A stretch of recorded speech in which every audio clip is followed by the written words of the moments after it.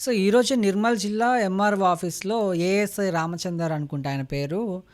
ఒక old age పర్సన్‌ని, ఒక వృద్ధుడిని పట్టుకొని ఇలా ఆహ్, ఈడ్చుకుంటూ బయటకి తోసేయడం జరిగింది.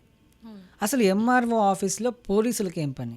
యాక్చువల్లీ ఏంటంటే ఇప్పుడు ఆయన ఫార్మర్, ఒక రైతు వచ్చి ఏదో కంప్లైంట్ పెడదామని ఎంఆర్ఓ ఆఫీస్కి వచ్చి ఆయన ఏదో చెప్పుకుందామని వస్తే ఇక్కడ పోలీసుల మధ్యలో ఎంట్రీ ఇచ్చేసి ఏఎస్ఐ రామచంద్రరావు అతన్ని ఈడ్చుకుంటూ బయటికి వెళ్ళి గెంటేస్తా ఉన్నాడు. అది ఎంత ఘోరంగా అంటే అది చూస్తుంటేనైతే అసలు ఏంది ఇది అనిపిస్తుంది. అంటే ఏమన్నా కానీ ఆయన ఏమన్నా చేసి ఉండొచ్చు, ఏమన్నా అయి ఉంటుంది.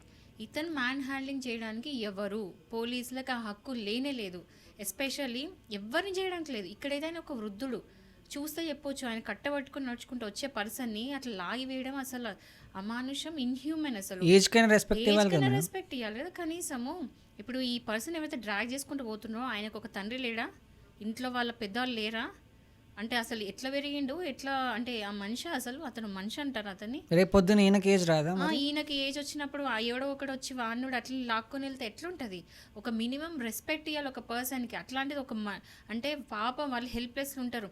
ఒకవేళ ఆయన యంగ్ ఉన్నప్పుడు ఇట్లా ఈడ్చుకుని వెళ్తే రైతులు ఎంత గట్టిగా ఉంటారు, ఎంత బలంగా ఉంటారు. ఒకటి వీక్తే తిరిగి ఉల్టా పడుతుండే. ఒక ముసలోడు కాబట్టి ఏం చేయలేకపోయిండు, డ్రాగ్ చేసుకొని బయట తీసుకెళ్తుంటే కూడా ఏం చేయలేకపోయిండు.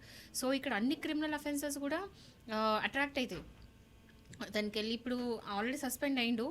సస్పెండ్ అయినా కూడా అసలు అంటే అది చాలా తక్కువ. ఇట్లాంటివి తీసుకుపోయి జైలు వేసి అతను కూడా తొక్కాలి అసలు. అంటే ఎట్లయితే ఇష్టం వచ్చిన చేసిండ్రో అందరిది, ఈ ఫార్మర్స్ ఎవరైతే వచ్చిండ్రో ఆ ముసలాయనతో ఒకటి మళ్ళీ తిరిగి కొట్టిపియాలి, అప్పుడు సెట్ అవుతారు ఇట్లాంటి వాళ్ళు. అంటే ఇక లీగల్ ఇవన్నీ పక్క పెడితే కూడా అవును, ఇప్పుడు చూస్తుంటే కోపం వస్తుంది నాకు. ఏదో అఫెన్స్ చేశారని మొన్న ఎవరో రోడ్డు మీద పెట్టి కొడితే ఎట్లా సమర్థిస్తున్నారో, ఇప్పుడు పోలీసులు చేసిన తప్పు కాబట్టి ఇప్పుడు వాళ్ళని కూడా కొట్టే రైట్స్ ఉంటాయి కదా, వాళ్ళని కూడా సేమ్ అట్లనే కొట్టాలి మరి. ఇప్పుడు అసలు ఇతను ఎవరు, అసలు ముసలాళ్ళని కొట్టడం ఏంటండి, ఇది అమానుషం అసలు. నాకు అంటే కోపం ఎట్లా వస్తుంది అంటే ఒక దేనికైనా ఒక లిమిట్ అనేది ఉంటుంది. ఈ లిమిట్ అయితే దాటిపోయింది ఇక్కడ సీన్ చూస్తుంటే. ఆ టీవీలో చూస్తుంటే అసలు నేను చూడలేకపోతున్నా. అట్లా గుంజుకుంటూ వెళ్ళడం ఏం చేసిండు అసలు. తీసుకెళ్ళి ఏ స్మగ్లర్లో మర్డర్ చేసిన వాళ్ళని బాగా ఇప్పుడు ఫుల్ రిచ్ ఉన్న పర్సన్స్ కొట్టినరా? ఈ ఎదవలు ఎప్పుడైనా కొట్టినరా? ఎవరైనా రిచ్ పర్సన్స్ ఏదైనా చేస్తే ఇట్లా గుంజుకుంటూ వెళ్ళి కొట్టడాలు ఎక్కడైనా చూసినరా?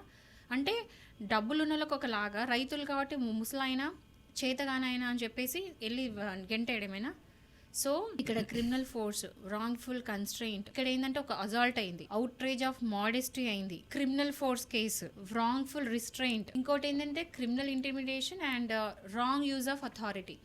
ఇవన్నీ కేసెస్ కూడా అతనికి అట్రాక్ట్ అయితే అతనికి జస్ట్ సస్పెండ్ అనేది కాదు, ఒక నార్మల్ పర్సన్కి ఎట్లాంటి శిక్ష అనేది పడుతుందో ఈ పర్సన్ కూడా అట్లనే పడాలి.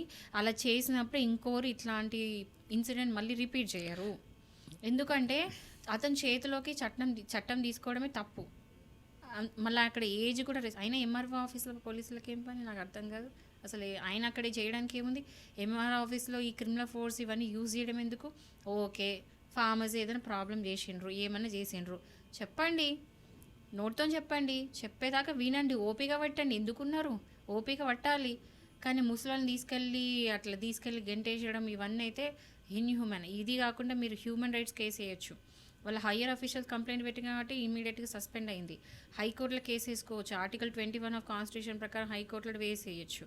సో ఇవన్నీ ప్రకారం అతను సస్పెండ్తో పాటు శిక్ష కూడా పడాలని చెప్పేసి నేను గట్టిగా కోరుకుంటున్నాను. అవును, ఎందుకు మనం చూస్తూనే ఉన్నాం ప్రతిదీ పోలీసు వాళ్ళు ఏదో మాకు సపరేట్ పవర్స్ ఏదో ఉన్నాయన్నట్టు, ఏదో పవర్స్ ఉన్నా ఏదో సూపర్ పవర్ ఉన్నట్టు ఫీల్ అవుతూ ఉంటారు. ఇట్లాంటి అందరిని అన్నట్టు. అది కూడా ఆ సూపర్ పవర్స్ ఓన్లీ సామాన్యుల దగ్గర, పేదవాళ్ళ దగ్గర, వీళ్ళ దగ్గరే వస్తాయి కానీ ఓ పొలిటికల్ లీడర్ దగ్గర. నేను చూసిన ఒకసారి రోడ్డు మీద ఇట్లా ఈ కూరగాయలు వెండర్స్ ఉంటారు కదా, చిన్న చిన్న కూరగాయలు పెట్టుకొని ఉంటారు. అంటే వాళ్ళు రోడ్డు మీదకి వచ్చేసి కూర్చొని ఉంటారు, వాళ్ళ ప్లేస్లో వాళ్ళు కూర్చుంటారు, రెగ్యులర్ కూర్చున్న ప్లేస్ వాళ్ళు అమ్ముకుంటూ ఉంటారు.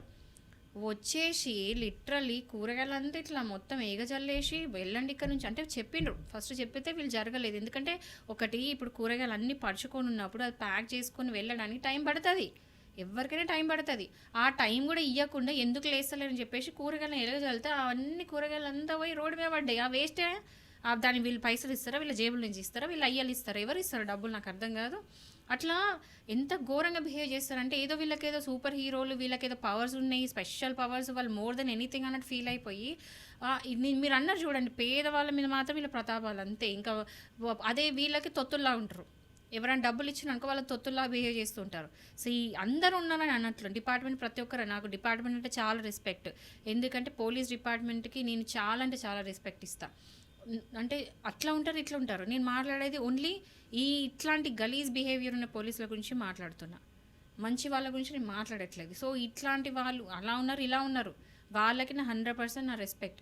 బట్ ఇట్లా బిహేవ్ చేసే వాళ్ళకి, డ్యూటీఫుల్గా చేసే వాళ్ళ ప్రాబ్లం లేదు, బట్ ఇట్లా అన్లాఫుల్గా పిచ్చి పిచ్చిగా బిహేవ్ చేసి పబ్లిక్కి ప్రొటెక్ట్ చేసే వాళ్ళు పబ్లిక్ని నాశనం చేసుకుంటా, వాళ్ళ ప్రొఫెషన్ని, వాళ్ళ ఏమంటారు, వాళ్ళ అసెట్స్ని నాశనం చేసుకుంటా, ఇట్లా వాళ్ళ డిగ్నిటీని ఖరాబ్ చేసుకునేటట్టు కొట్టడం తిట్టడాలు ఇవన్నీ చేయొద్దు.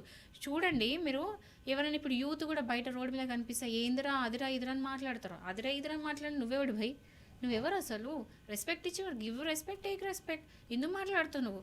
క్వశ్చన్ చేస్తే కూడా పాట్ అని ఒకటి వీక్తారు, అంటే వీళ్ళ భయం అనేది లేదు. బట్ పబ్లిక్ ఎప్పుడు భయపడద్దు, ఇలాంటి ఏదైనా మిస్బిహేవ్ చేస్తే వీడియో రికార్డ్ చేయండి, వీడియో రికార్డ్ తీసుకొని హైకోర్టులో కేసు వేయండి, లేకపోతే హ్యూమన్ రైట్స్ కమిషన్ వేసి పారదొబ్బండి. ఇంకోటి అది కాకుండా వాళ్ళ హైయర్ అఫీషియల్ కూడా ఈ వీడియోస్ రికార్డ్ చేసి పంపేయండి, భయపడొద్దు. అసలు చాలామంది ఇట్లా పోలీసులను చూడంగానే ఎవరైనా సరే అండి, ఇప్పుడు ఫారిన్ కంట్రీస్లో ఎక్కడ కూడా పోలీస్ ఎంత ఫ్రెండ్లీ ఉంటారో తెలుసా, పబ్లిక్ ఫ్రెండ్లీ ఉంటారు. ఎవరైనా కనిపించిండ్రు అంటే హాయ్ హలో అని చెప్పేసి పోతారు.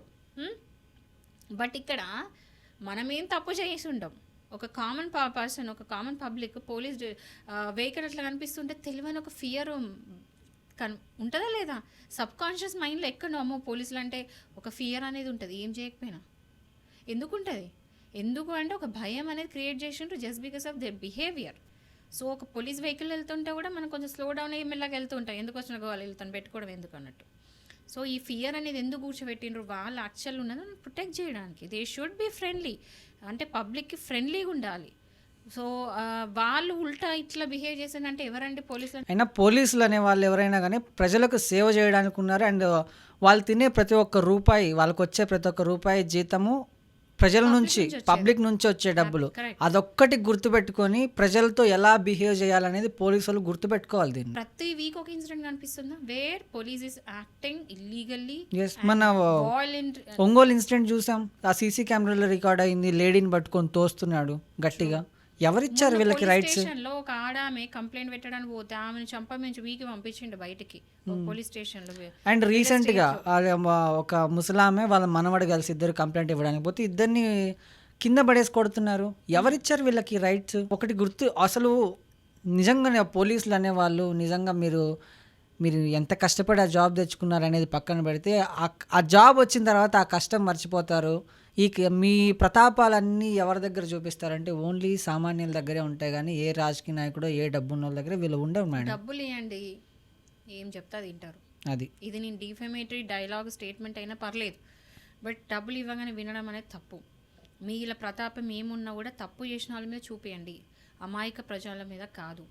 నేను ఇప్పటికి ఒకటే స్టేట్మెంట్, ఇప్పుడు బట్ ఎవరైతే ఇట్లున్నారో వాళ్ళకే నా స్టేట్మెంట్ స్ట్రైక్ అవుతుంది. రేవంత్ రెడ్డి గారు అదేదో కొత్త చట్టం కూడా తీసుకొచ్చారు రైతుల కోసం. ఆ చట్టంని సవరించిన తర్వాత రైతులకి ఇంత ప్రిఫరెన్స్ ఇస్తుంటారు రేవంత్ రెడ్డి గారు. అయినా రేవంత్ రెడ్డి గారు దీంట్లో చొరవ చేసుకొని పోలీసులకు కొంచెం చెప్పాలి. ఇంకోటి తెలుసా, మనము మొత్తము అందరికంటే ఎక్కువ ఒక పబ్లిక్లో మనం రెస్పెక్ట్ ఇవ్వాల్సింది employees, software employees, politicians, police department etcetera etcetera కాదు. ఫస్ట్ మనం చేతులెత్తి దండం పెట్టాల్సింది ఫార్మర్స్కి, రైతులకి మనము అంటే మనం బతికి ఉండేదే వాళ్ళ వల్ల. వాళ్ళు రోజు రోజుకి అంతరించుకుంటూ పోయి ఒక ఎక్స్టెంట్ బ్యాచ్ అయింది అనుకోండి, మీరు తిండి కూడా దొరకదు. ఫార్మర్స్ని, సోల్జర్స్ని, ఆర్మీని, అంటే ఎవరైతే దేశం కోసం బార్డర్లో ఫైట్ చేస్తున్నారో వాళ్ళకి, ఫార్మర్స్కి జై జవాన్ జై కిసాన్ ఎందుకంటారు? ఎందుకు అంటే వీళ్ళు back bone of the country. వీళ్ళు లేకపోతే పబ్లిక్ వేస్ట్, ఇంకా దేనికి పనికి రాకుండా పోతారు. వాళ్ళకే రెస్పెక్ట్ ఇవ్వనప్పుడు ఇంకా వీళ్ళు దేనికి రెస్పెక్ట్ ఇస్తారు? చదువుకున్న వీళ్ళు అసలు చదువుకొని జాబ్లో ఎక్కినరా, ఇంకేమైనా చేసి ఇచ్చిండ్రా దొంగ సర్టిఫికెట్లతో? నాకు అర్థం కావట్లా. మినిమం ఎథిక్స్ లేదన్నట్టే కదా ఇక్కడ. ఎథిక్స్ లేకుండా ఇష్టం వచ్చి బిహేవ్ చేయడం ఏంటి అసలు? చాలా చాలా అనెథికల్ బిహేవియర్, వర్స్ట్ బిహేవియర్ అసలు. అసలు వీళ్ళు లాంటోళ్ళకి సస్పెన్షన్ కాదు, శిక్ష పడాలి, అప్పుడు ఇంకోటి రిపీట్ చేయకుండా ఉంటాడు. ఎగ్జాక్ట్లీ. ఎవ్వరికి పోలీసులకే కాదండి, ప్రపంచంలో ఎవ్వరికి కూడా ఫార్మర్స్ని కొట్టడానికి లేదు. ముసలోళ్ళ జోలికి అయితే చచ్చిన వెళ్ళదు, ఎందుకంటే వాళ్ళు బలహీనంగా ఉంటారు.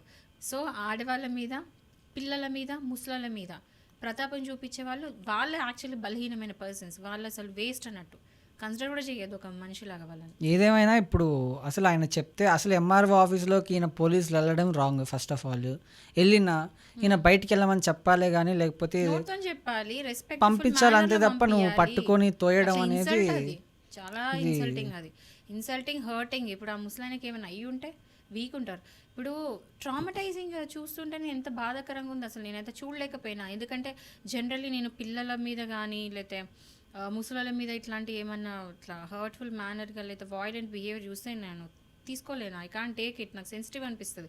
సో వీళ్ళు మరీ చూడడానికి ఎంత స్టౌట్గా ఉన్నాడు, అంత బలమైన మనిషి ఒక అమాయకమైన ముసలాయన పంపించడు, అట్లా నెట్టుకుంటే పంపించడం అనేది దారుణం అసలు. నిజంగా రేవంత్ రెడ్డి గారు ఇట్లాంటి వాటి మీద రియాక్ట్ అవ్వాలి. ఎందుకంటే ఇలాంటి వీడియోస్ చూసినప్పుడు రేవంత్ రెడ్డి గారు నాకు తెలిసి రియాక్ట్ అవుతారు ప్రతి దాని మీద. గతంలో జరిగిన ఇన్సిడెంట్ కానీ ఇప్పుడు జరుగుతున్న ఇన్సిడెంట్ మీద కానీ రేవంత్ రెడ్డి గారు కంపల్సరీ రియాక్ట్ అవుతారు. దీని మీద కూడా రియాక్ట్ అయ్యి ఫ్యూచర్లో రైతులకి చాలా ఇంపార్టెంట్ మీరు ఇస్తున్నారు, బట్ ఇంకా ఇలాంటి ఇన్సిడెంట్స్ జరగకుండా ఉండాలని కోరుకుంటున్నాను సార్. కొత్తగా రేవంత్ రెడ్డి గారు కూడా ఇందాక నేను అన్నట్లు భూభారతి చట్టం మీద తీసుకొచ్చారు. ఆ చట్టం మీద దానికోసం వెళ్ళినట్టున్నారు, ఈయన దానికోసమే వెళ్ళారంట. అప్పుడు ఇదంతా జరిగింది. నిన్ననే స్టేట్మెంట్ వచ్చింది, ఎఫిషియెంట్గా పని చేస్తున్నాము, ఎఫిషియెంట్గా పని అవుతుందని. ఇదా ఎఫిషియన్సీ? ఇదానండి ఎఫిషియన్సీ అంటే? అంటే అంటే కనీసం సీనియర్ సిటిజన్స్కి రెస్పెక్ట్ ఇవ్వాలి అనే కామన్ సెన్స్ కూడా లేకుండా ఈ ఎఫిషియెంట్గా పని ఎట్లా అవుతుందో ఏమవుతుందో నాకైతే అర్థమవుతలేదు. అంటే గవర్నమెంట్ నుంచి మంచిదేగానే ఉంది కానీ వీళ్ళు మధ్యలో ఉన్న వాళ్ళ వల్ల గవర్నమెంట్కి చెడ్డ పేరు వస్తుంది, చెడ్డ పేరు వచ్చేసింది ఆల్రెడీ. సో ఇట్లాంటి వాటికి మీరు అన్నట్టు సీఎం దాని మీద ఖచ్చితంగా కఠినమైన యాక్షన్ తీసుకుంటే తప్ప ఇట్లాంటి మళ్ళీ రిపీట్ కాకుండా ఉండాలి. మెయిన్గా ఏంటంటే ఒక ఇన్సిడెంట్ అయిన తర్వాత జీవితంలో మళ్ళీ ఆ ఇన్సిడెంట్ రిపీట్ కావద్దు. ఆ రిపీట్ కాకుండా ఉండాలంటే ఏం చేయాలనేది అది చెయ్యాలి. సో ఇంతగానో ముత్తుకునేది ఒర్రేది కూడా అందుకే. ఇట్లాంటి మళ్ళీ రిపీట్ కావద్దు, ఇట్లాంటి ఇన్సిడెంట్స్ మళ్ళీ మనం ఇంకా లైఫ్లో ఫ్యూచర్లో చూడొద్దు. దానికి ఎట్లాంటి యాక్షన్ గవర్నమెంట్ తీసుకుంటుందో మనం వెయిట్ చేసి చూడాలి ఇంకా.